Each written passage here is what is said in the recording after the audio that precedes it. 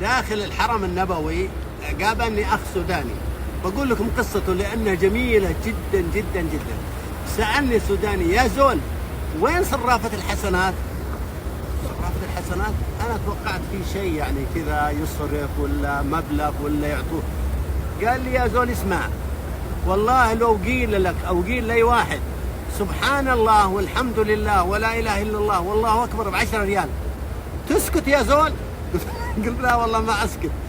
قال: والله كل الناس هؤلاء لو قيل لهم هذا إنه سبحان الله والحمد لله ولا إله إلا الله والله أكبر ب10 ريال ولا 100 ريال، والله من الفجر إلى آخر الليل ما يسكت.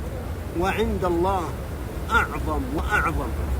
سبحان الله خير من الدنيا وما فيها. والله هذا السوداني اسمه بلال، فبيض الله وجهه في الآخرة ويجعله من أهل الجنة، والله يسعدهم. معي عبد العزيز العثمان واخو حمد، هم اللي لقيتهم قلت تكفون صورونا يا شباب. نتشرف فيك يا شيخ. جزاكم الله خير. خل اصور مع الشيخ. صل الحق عيال عثمان من تميد، ونعم ترى نظارة الشيخ.